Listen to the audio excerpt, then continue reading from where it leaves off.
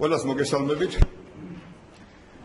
მე ერთი კვირის წინ გავაკეთე განცხადება ნაციონალური მოძრაობის სახელით და თქვი რომ სოფლის მეურნეობის პროგრამიდან მოპარული იქნა 80 მილიონი ლარი. მე მინდა ვთქვა რომ ჩვენ ხას უჭერთ ყველა იმ პროგრამას, რომელიც მიმართულია ჩვენი სოფლის და საქართველოს მოსახლეობის სოციალური დაცვისათვის, უფრო მეტიც ჩვენ წინასაარჩევნო პროგრამაში გახსოვთ ქონდა 1000 ლარიანი ვაუჩერი და ვფიქრობთ რომ ხელისუფლების ეს ნაბიჯი დახმარებოდა სოფელს შედეგიანი იქნებოდა, თუმცა ხელისუფლებამ იმთავითო დაუშვა ძალიან ბევრი შეცდომები. არ გაითვალისწინა ხალხის და მათ შორის ჩვენი რჩევები. ჩვენ თავაზობთ რომ გლეხებს ქონოდეთ საშუალება ამ სასოფლო სამეურნეო ბარათების თუ ვაუჩერების ბანკში განაგდება და ამიტომ თავიდან ავიცილებდით ყოველგვარ სპეკულაციებს, ავიცილებდით იმ გაუგებრობას, რომელიც ამას მოყვა, ავიცილებდით იმას, რომ საქართველოში პრაქტიკულად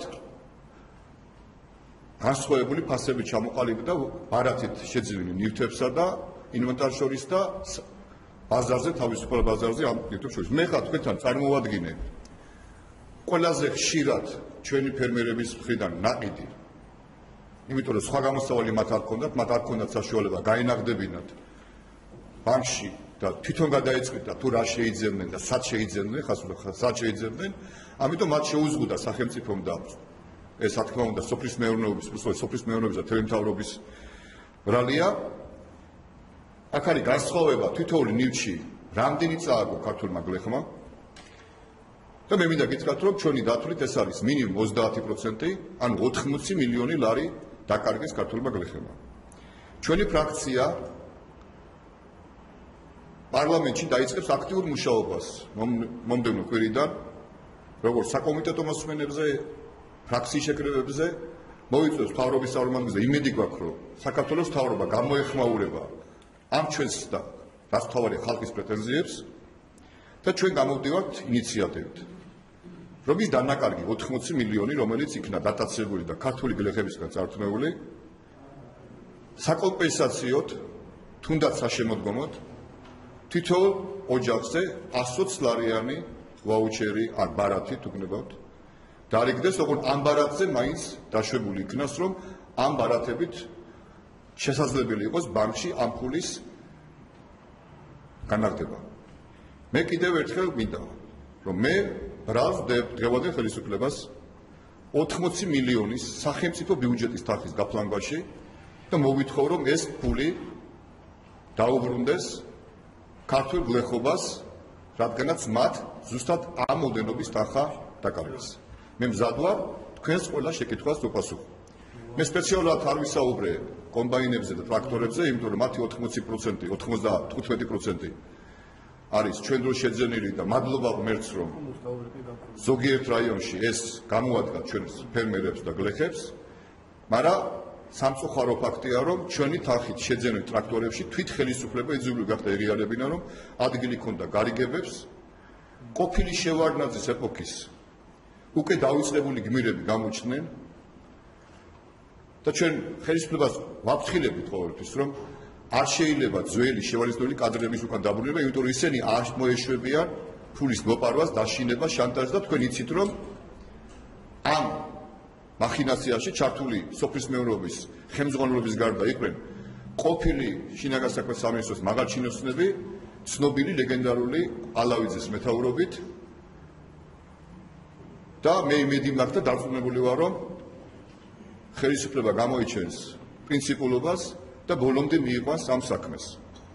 კიდევ ერთხელ ვიძახი, რომ 80 მილიონის მოპარვა ასე მოკლე ვადაში მხოლოდ ერთი პროგრამიდან ეს არის არნახული ფაქტი და უახლოეს წლებში მსგავს აფიორა საქართველოში ადგილი არ ქონია. მე მზად ვარ კიდევ ერთხელ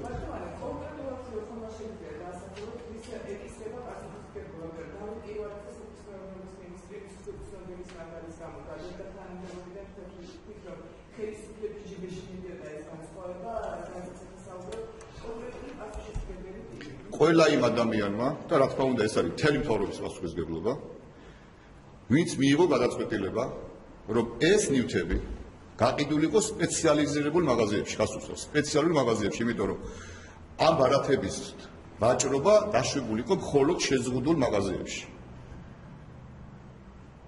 და იმ ადამიანებმა, ვინც არ მისცეს გლეხებს საშუალება, თუ ისინი ვერ გამოიყენებდნენ მოხვნაში, ან სხვა სასოფლო-სამეურნეო დანიშნულების სამოცვის შესრულებად, შეძლებოდათ ბანკში გაინაგდებინათ და თვითონ აერჩიათ, რომელ მაღაზიაში რომელ პროდუქტს იყიდებდნენ. იმიტომ რომ საქართველოში გაჩნდა საბჭოური ეპოქა, გახსოვთ თქვენ, არსებობდა ეგრეთ წოდებული თავისფასი და გასაყიდი ფასი, თქვენ ახალგაზრდები ხართ, არ გახსოვთ. კომუნისტების დროს, როცა გაჩნდა შეზღუდული იყო, დეფიციტი იყო, მაღაზიებში დამატებული ფასით იყიდებოდა, ასე ვთქვათ, ნაცნობობით და ჩაწყობით იყიდებოდა სხვადასხვა ნივთები. ჩვენ მივიღეთ საბჭოთა პერიოდი, როდესაც რაღაც რაოდენობა შეზღუდულ მაღაზიებში დასაშვები იყო ვაუჩერით ყიდვა და ზოგიერთ დანარჩენ მაღაზიებში არ იყო. ასე შესაბამისად მივიღეთ, რომ მეზობელ მაღაზიებში იყო ფასთა სხვაობა და გლეხები ბრიძულებული იყვნენ, აი ეს ნივთები შეეძინათ იმ ფასად, რომელიც აქ მითითებულია და საშუალოდ 30% იყო განსხვავება ამ ნივთების ეგრეთ წოდებული საბაზრო ღირებულებასა და შეზღუდულ ღირებულებას შორის. და ეს ყველაფერი გააკეთა, ეს ყველაფერი გადაწყვეტა მიიღო ამ მთავრობამ და ეს ყველაფერი გააკეთა სპეციალურად. იმიტომ რომ იმ ადამიანებს, რომლებსაც ჰქონდა აქვთ, რომელსაც შემოაქვთ სასუქები, რომელსაც შემოაქვთ ჩხამქიმიკატები და ასე შემდეგ, მათთან იყვნენ გარიგებაში, სხვანაირად მე ვერ ვხსნი, რატომ არ მისცეს გლეხს საშუალება თვითონ მიუღოთ. რა ქართულ გლეხს არ აქვს იმდენი გამოცდილება ჭკუა თვითონ გადაწყვიტოს, სად და როგორ დახარჯოს სახელმწიფო ბიუჯეტიდან მისთვის გამოყოფილი თანხა.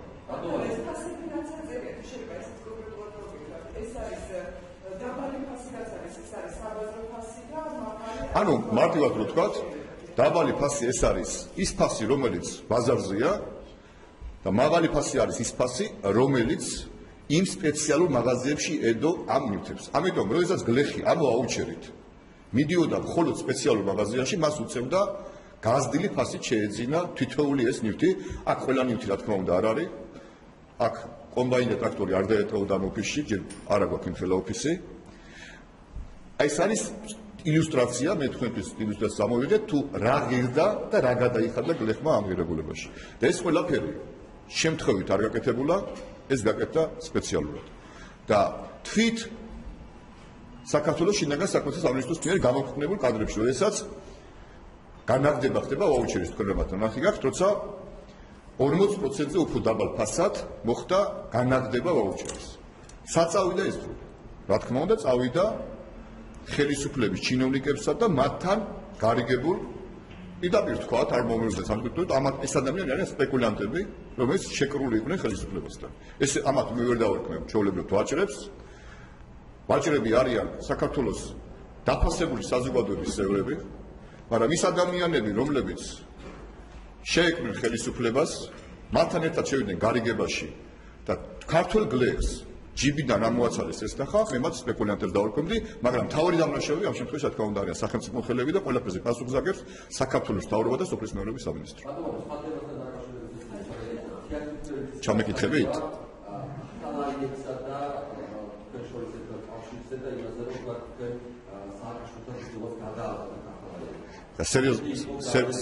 სერიოზულად მეკითხებით? სერიოზულად მეკითხებით? მე ასეთ შეკითხვას სერიოზულ პასუხს ვერ გავცი. დიახ.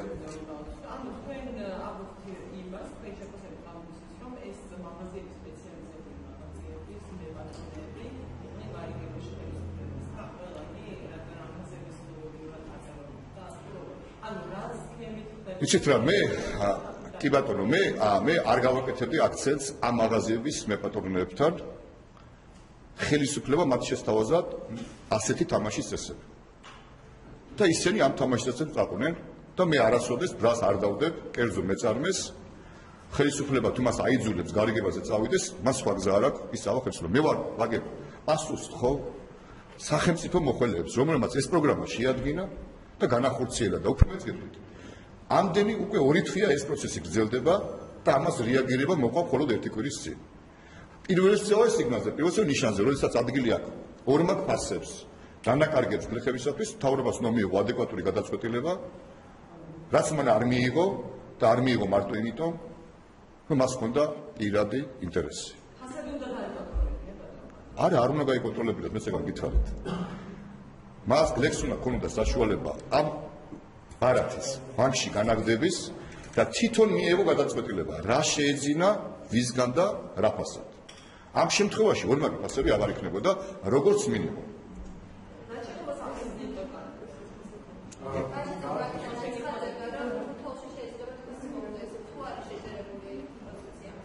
ვინ გაკეთა?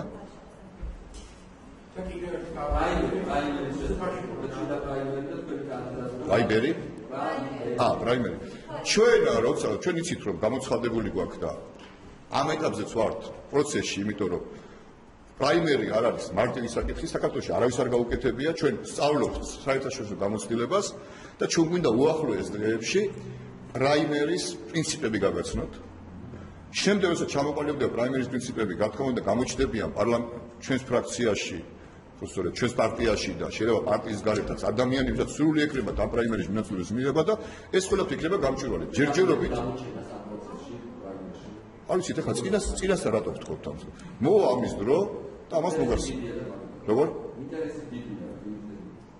რაც უფრო გვიან გეტყვით, ინტერესი მით უფრო გაიზრდება. როგორ?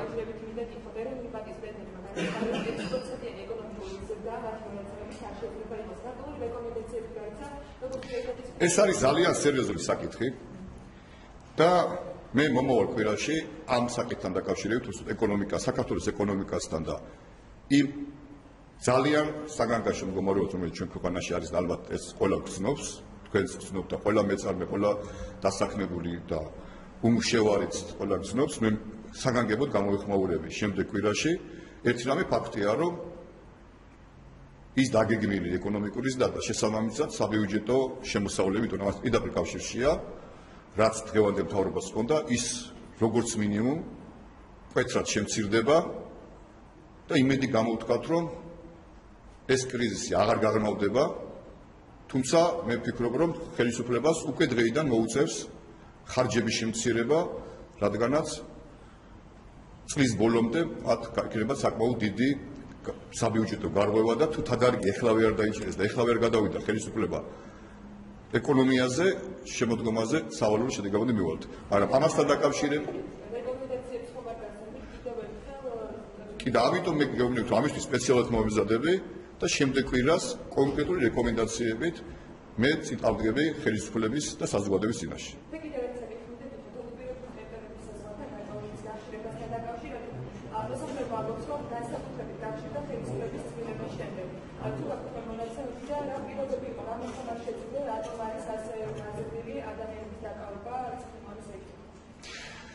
ეს არის ძალიან სერიოზული საკითხი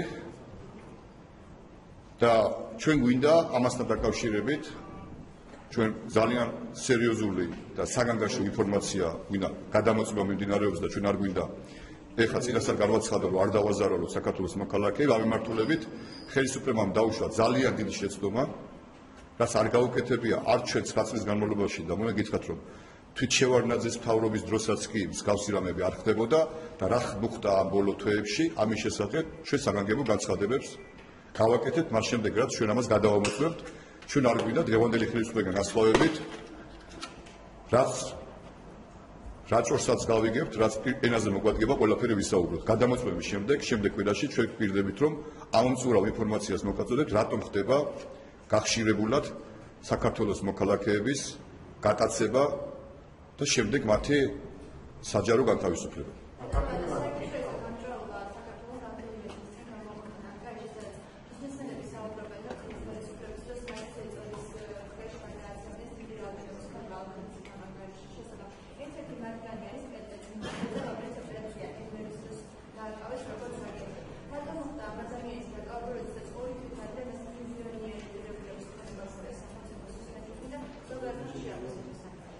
აი ბოდიში ვიხდი ვერ ვიხსენებ ამ საკითხს და დავინტერესდები გავიხსენებ რომ გვარი არ მახსოვს და პასუხს აქცევთ მე არ მინდა არაკვალიფიციური პასუხი გამომიღოს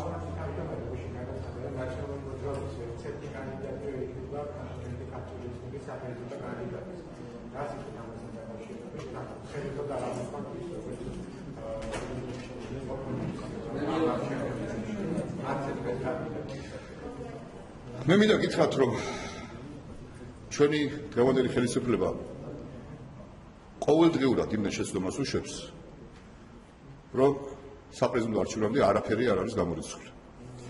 მე როგორც მივხვდი, ამ საკითხთან დაკავშირებით თქვენ შეკითხები აღარ აქვს, დიდი მადლობა და შემდეგ კვირაში იმ ორ საკითხთან დაკავშირებით ჩვენ აუცილებლად გავაკეთებთ განცხადებას. დიდი მადლობა.